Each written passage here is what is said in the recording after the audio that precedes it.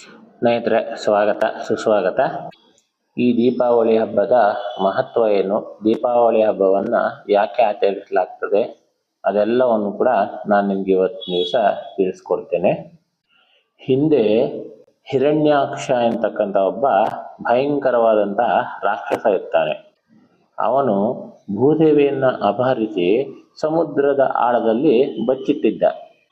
ಆಗ ಭೂದೇವಿಯು ನನ್ನನ್ನು ಈ ರಾಕ್ಷಸನಿಂದ ಕಾಪಾಡು ಅಂತೇಳಿ ಮಹಾವಿಷ್ಣುವನ್ನ ಕೇಳಿಕೊಡ್ತಾಳೆ. ಆಗ ಮಹಾವಿಷ್ಣುವು ಭೂದೇವಿಯನ್ನು ರಕ್ಷಿಸುವ ಸಲುವಾಗಿ ವರಾಹ ರೂಪವನ್ನು ಅಂದರೆ ಹಂದಿಯ ರೂಪವನ್ನು ತಾಳಿ ಸಮುದ್ರಕ್ಕೆ ಇಳಿತಾನೆ. ಸಮುದ್ರದ ಆಳದಲ್ಲಿ ಇದ್ದ ಹಿರಣ್ಯಾಕ್ಷ ಎಂಬ ರಾಕ್ಷಸನೊಂದಿಗೆ ಯುದ್ಧವನ್ನು ಮಾಡಿ ಅವನನ್ನು ಸಂಹರಿಸಿ ಭೂದೇವಿಯನ್ನು ರಕ್ಷಿಸಿ ಮೇಲಕ್ಕೆ ತರ್ತಾನೆ. ನಂತರ ಭೂದೇವಿ ಮತ್ತು ಮಹಾವಿಷ್ಣುವಿಗೆ ಪ್ರೀತಿ ಎನ್ನುವಂಥದ್ದಾಗಿ ವಿಷ್ಣುವಿನಿಂದ ಗರ್ಭವತಿ ಆಗ್ತಾಳೆ. ಕೆಲ ತಿಂಗಳ ನಂತರ ಈ ಭೂದೇವಿಗೆ ಒಂದು ಗಂಡು ಮಗು ಎನ್ನುವಂಥದ್ದು ಜನಿಸ್ತದೆ. ಅವನ ಹೆಸರೇ ಈ ನರಕಾಸುರ. ನರಕಾಸುರನು ಬಹಳಷ್ಟು ಶಕ್ತಿಶಾಲಿಯಾಗಿರ್ತಾನೆ. ಹಾಗೆಯೇ ಬ್ರಹ್ಮನನ್ನ ಕುರಿತು ತಪಸ್ಸೆನ್ನುವಂಥದ್ದನ್ನು ಮಾಡಿ ಬ್ರಹ್ಮನಿಂದ ಅನೇಕ ವರಗಳನ್ನು ಕೂಡ ಪಡೆದುಕೊಂಡು ಮತ್ತಷ್ಟು ಶಕ್ತಿಶಾಲಿ ಆಗ್ತಾನೆ. ಆದರೆ ಈ ನರಕಾಸುರ ಒಬ್ಬ ಬಾಣಾಸುರ ಎಂಬ ಮತ್ತೊಬ್ಬ ರಾಕ್ಷಸನ ಸಹವಾಸ ಎನ್ನುವಂಥದ್ದನ್ನು ಮಾಡಿ ಬಹಳಷ್ಟು ದುಷ್ಟನಾಗಿ ಬಿಡ್ತಾನೆ. ಇವನು ಎಷ್ಟು ಪರಾಕ್ರಮಿ ಎಂದರೆ ಇವನ ವಿರುದ್ಧವಾಗಿ ಯಾರೇ ನಿಂತರೂ ಕೂಡ ತುಂಬಾ ಸುಲಭವಾಗಿ ಕೊಂದು ಹಾಕ್ತಾ ಇದ್ದ. ಹಾಗೆಯೇ ಅವನನ್ನ ಯಾರೂ ಕೊಲ್ಲಲು ಸಾಧ್ಯವೇ ಆಗುತ್ತಿರಲಿಲ್ಲ. ಅಷ್ಟೊಂದು ಉತ್ಕೃಷ್ಟವಾದ ಶಕ್ತಿಗಳನ್ನ ಈ ನರಕಾಸುರ ಎನ್ನುವಂಥವನು ಪಡೆದುಕೊಂಡಿದ್ದ. ಹೀಗೆ ಒಂದು ಬಾರಿ ಭೂಲೋಕದಲ್ಲಿರುವ ಎಲ್ಲ ರಾಜರುಗಳ ವಿರುದ್ಧವಾಗಿ ಯುದ್ಧ ಎನ್ನುವಂಥದ್ದನ್ನು ಮಾಡಿ ರಾಜ್ಯವನ್ನು ಕಸಿದುಕೊಂಡು ಅರಮನೆಯಲ್ಲಿ ಇರುತ್ತಿದ್ದ ರಾಜಕನ್ಯೆಯರನ್ನು ಅಪಹರಿಸಿ ಗುಟ್ಟಾಗಿ ಅವರನ್ನು ಕರೆತಂದು ತನ್ನ ಸಾಮ್ರಾಜ್ಯದಲ್ಲಿ ಅವರನ್ನು ಬಂಧಿಸಿ ಇಡ್ತಾ ಇದ್ದಂತೆ.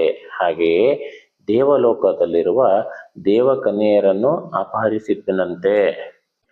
ಇದರಿಂದ ಇಂದ್ರನಿಗೂ ಕೂಡ ತೊಂದರೆ ಎನ್ನುವಂಥದ್ದು ಆಗ್ತದೆ. ಇಂದ್ರನು ಕೂಡ ಇವನೊಂದಿಗೆ ಯುದ್ಧ ಎನ್ನುವಂಥದ್ದನ್ನು ಮಾಡಿ ಈ ರಾಕ್ಷಸನ ಮುಂದೆ ಸೋತೋಗ್ತಾನೆ. ಯಾಕೆಂದರೆ ನರಕಾಸುರನು ಬ್ರಹ್ಮನ ಕುರಿತು ತಪಸ್ಸು ಎನ್ನುವಂಥದ್ದನ್ನು ಮಾಡಿ ಅಮರತ್ವ ಅಂದರೆ ಶಾಶ್ವತವಾದ ಆಯುಷ್ಯ ಎನ್ನುವಂಥದ್ದನ್ನು ಪಡೆದುಕೊಂಡಿರ್ತಾನೆ. ಆದರೆ ಆ ವರದ ಪ್ರಕಾರ ಅವನ ತಾಯಿಯೊಬ್ಬಳು ಮಾತ್ರ ಅವನನ್ನ ಕೊಲ್ಲಬಹುದಾಗಿತ್ತು. ನರಕಾಸುರ ತನ್ನನ್ನು ಕೊಲ್ಲಲು ಯಾರಿಂದಲೂ ಸಾಧ್ಯವಿಲ್ಲ ಅಂತ ಎಲ್ಲರಿಗೂ ತುಂಬಾ ತೊಂದರೆಗಳನ್ನ ಕೊಡ್ತಾ ಇದ್ದ. ಈ ರಾಕ್ಷಸನ ದುಷ್ಟ ವರ್ತನೆಗಳನ್ನ ತಾಳಲಾರದೆ ಭೂಲೋಕವಾಸಿಗಳು ಹಾಗೂ ದೇವತೆಗಳೆಲ್ಲರೂ ಕೂಡ ಶ್ರೀಕೃಷ್ಣನ ಪತ್ನಿಯಾದಂತಹ ಸತ್ಯಭಾಮೆಯನ್ನ ಕೇಳಿಕೊಳ್ತಾರೆ. ಅವಳನ್ನೇ ಯಾಕೆ ಕೇಳಿಕೊಳ್ತಾರೆ ಅಂದರೆ ಸತ್ಯಭಾಮೆಯು ಭೂದೇವಿಯ ಮತ್ತೊಂದು ಅವತಾರವೇ ಆಗಿದ್ದಳು. ಅದನ್ನು ಕೇಳಿ ಸತ್ಯಭಾಮೆಯು ತುಂಬ ಕೋಪಗೊಳ್ತಾಳೆ. ನರಕಾಸುರನ ವಿರುದ್ಧ ಯುದ್ಧವನ್ನು ಮಾಡಲು ತನ್ನ ಪತಿಯಾದ ಶ್ರೀಕೃಷ್ಣನಿಗೆ ಅವನ ದುಷ್ಟ ವರ್ತನೆಯ ವಿಚಾರವನ್ನು ತಿಳಿಸ್ತಾಳೆ. ಆಗ ಶ್ರೀಕೃಷ್ಣನೂ ಕೋಪಗೊಂಡು ತನ್ನ ಪತ್ನಿಯೊಂದಿಗೆ ಗರುಡ ಪರ್ವತವನ್ನು ಸವಾರಿ ಮಾಡುತ್ತಾ ನರಕಾಸುರನ ಸ್ಥಳವಾದಂತಹ ಜ್ಯೋತಿಷ್ಪುರದ ಮೇಲೆ ದಾಳಿಯನ್ನ ಮಾಡ್ತಾರೆ. ಆ ಯುದ್ಧವು ಭಯಂಕರವಾಗಿತ್ತು. ನರಕಾಸುರನನ್ನು ಕೊಲ್ಲಲು ಸಾಕಷ್ಟು ಪ್ರಯತ್ನಗಳನ್ನು ಮಾಡುತ್ತಾನೆ. ಆದರೆ ಶ್ರೀಕೃಷ್ಣನಿಗೆ ಕೊಲ್ಲಲು ಸಾಧ್ಯವೇ ಆಗಲಿಲ್ಲ. ನಂತರ ಸತ್ಯಭಾಮೆಯು ಅನೇಕ ಬಾಣಗಳನ್ನು ಬಿಟ್ಟು ಆ ನರಕಾಸುರನನ್ನ ಸಂಹರಿಸಿದಳು. ಅಂದಿನ ದಿನವೇ ಈ ನರಕ ಚತುರ್ದಶಿಯ ದಿನ. ಈ ದಿನವನ್ನೇ ದೀಪಗಳನ್ನು ಹಚ್ಚಿ ಹಬ್ಬದ ದಿನವಾಗಿ ಆಚರಿಸಲಾಗ್ತದೆ. ಇದಲ್ಲದೆ ಮತ್ತೊಂದು ಕಾರಣವೂ ಇದೆ. ಮಹಾವಿಷ್ಣುವಿನ 24 ಅವತಾರಗಳಲ್ಲಿ 7ನೇ ಅವತಾರವೇ ಶ್ರೀರಾಮ. ಶ್ರೀರಾಮ 14 ವರ್ಷ ವನವಾಸ ಎನ್ನುವಂಥದ್ದನ್ನು ಮಾಡಿ ಅನಂತರ ರಾವಣನನ್ನ ಸಂಹರಿಸಿ ಸೀತಾಮಾತೆಯನ್ನ ಕರೆತೆಂದು ತನ್ನ ಸಾಮ್ರಾಜ್ಯವಾದಂತಹ ಅಯೋಧ್ಯೆಗೆ ಇದೇ ದಿವಸ ಬಂದಿದ್ದು, ಅಂದರೆ ಅಮಾವಾಸ್ಯೆಯ ದಿವಸ ಬರ್ತಾನೆ. ಆ ದಿನ ಅಮಾವಾಸ್ಯೆ ಇರುವುದರಿಂದ ಇಡೀ ನಗರವೇ ಕತ್ತಲೆಯಿಂದ ಕೂಡಿತ್ತು. ಆ ಕತ್ತಲನ್ನ ಹೋಗಲಾಡಿಸಲು ಮತ್ತು ಶ್ರೀರಾಮನಿಗೆ ಸ್ವಾಗತವನ್ನ ಕೋರಲು ದೀಪಗಳನ್ನ ಹಿಡಿದು ಸ್ವಾಗತವನ್ನ ಕೋರ್ತಾರೆ. ಇದೇ ಕಾರಣದಿಂದ ದೀಪಾವಳಿ ಅಮಾವಾಸ್ಯೆಯ ದಿನದಂದು ದೀಪಗಳನ್ನ ಹಚ್ಚಿ ಹಬ್ಬಗಳನ್ನ ಆಚರಿಸ್ತಾರೆ. ಇದಲ್ಲದೆ ಮತ್ತೊಂದು ಪ್ರಮುಖ ಕಾರಣವೂ ಇದೆ.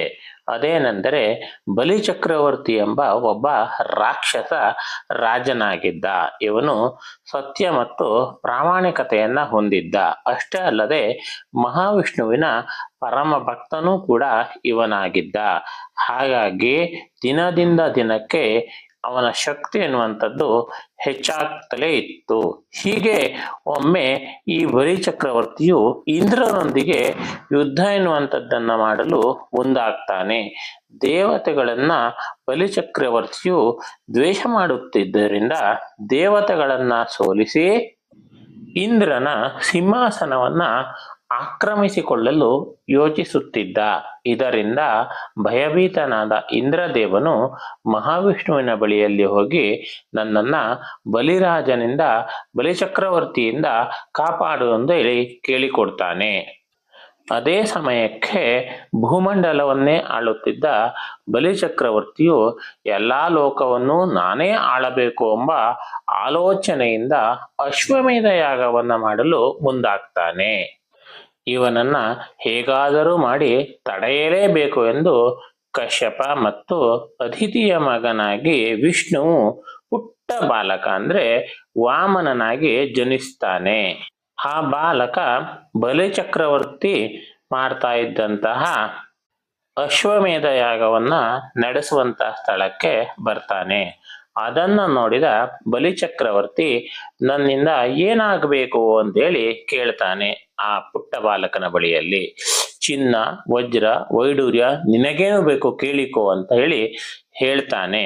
ಆಗ ಆ ಬಾಲಕ ಬಲಿಚಕ್ರವರ್ತಿಯ ಹತ್ತಿರ ನನಗೆ 3 ಪಾದಗಳನ್ನ ಇಡುವಷ್ಟು ಜಾಗವನ್ನು ಕೊಡು ಅಂತ ಹೇಳಿ ಹೇಳ್ತಾನೆ. ಆಗ ಬಲಿ ಮಹಾರಾಜನು ನಿನ್ನ ಕೋರಿಕೆ ಇಷ್ಟೇನಾ ಎಂದು ನಗುತ್ತಾನೆ. ಆದರೆ ಅಲ್ಲಿಗೆ ಬಂದ ಶುಕ್ರಾಚಾರ್ಯರು ಇವನು ಬೇರಾರು ಅಲ್ಲ ಮಹಾವಿಷ್ಣು ಎಂದು ತಿಳಿದು ಇದರಲ್ಲಿ ಏನೋ ತೊಂದರೆ ಇದೆ ಅಂತ ಹೇಳಿ ಯೋಚನೆ ಎನ್ನುವಂಥದ್ದನ್ನು ಮಾಡಿ ಇದಕ್ಕೆ ಒಪ್ಪದಿರಲು ಹೇಳ್ತಾರೆ. ಆದರೆ ಬಲಿಚಕ್ರವರ್ತಿಯು ಕೊಟ್ಟ ಮಾತಿಗೆ ಎಂದೂ ತಪ್ಪಲಾರದೆ ಒಪ್ಪಿಕೊಳ್ತಾನೆ. ಆಗ ಪುಟ್ಟ ಬಾಲಕ ವಾಮನ ನೋಡುತ್ತಿದ್ದಂತೆಯೇ ಬೃಹತ್ತಾಗಿ ಬೆಳೆದು ಬಿಡ್ತಾನೆ. ಅವನ ಮೊದಲ ಹೆಜ್ಜೆಯನ್ನ ಬಲಿಚಕ್ರವರ್ತಿಯ ಪೂರ್ತಿ ಸಾಮ್ರಾಜ್ಯದ ಮೇಲೆ ಇಟ್ಟು ಬಿಡ್ತಾನೆ. ಮತ್ತೊಂದು ಪಾದವನ್ನು ಎಲ್ಲಿಡಲಿ ಅಂತ ಹೇಳಿ ಕೇಳ್ತಾನೆ. ಆಗ ಆಕಾಶವನ್ನು ತೋರಿಸ್ತಾನೆ ಬಲಿಚಕ್ರವರ್ತಿ. ಸರಿ ಎಂದು ಹೇಳಿ ಆಕಾಶದ ಮೇಲೆ ಮತ್ತೊಂದು ಪಾದವನ್ನ ಇಡ್ತಾನೆ. ಆಗ ಬಲಿಚಕ್ರವರ್ತಿಗೆ ಅರ್ಥವಾಗಿ ಬಿಡ್ತದೆ, ಇದು ಬೇರೆ ಯಾರೂ ಅಲ್ಲ ಸಾಕ್ಷಾತ್ ಮಹಾವಿಷ್ಣುವೇ ಅಂತ. ನನ್ನ ದೇವನಿಗೆ ಹೆಜ್ಜೆ ಇಡಲು ಜಾಗ ಬೇಕಿದೆ, ಅದನ್ನು ನನ್ನ ತಲೆಯ ಮೇಲೆ ಇಟ್ಟರೆ ಅದಕ್ಕಂತ ಪುಣ್ಯ ಮತ್ತೊಂದಿಲ್ಲ ಅಂತ ಹೇಳಿ ಭಾವಿಸಿ 3ನೇ ಹೆಜ್ಜೆಯನ್ನ ಎಲ್ಲಿಡಲಿ ಅಂತ ಹೇಳಿ ಕೇಳಿದಾಗ ಬೇರೆ ಎಲ್ಲೂ ಬೇಡ, ನನ್ನ ತಲೆಯ ಮೇಲೆ ಇಡು ಅಂತೇಳಿ ಹೇಳ್ತಾನೆ.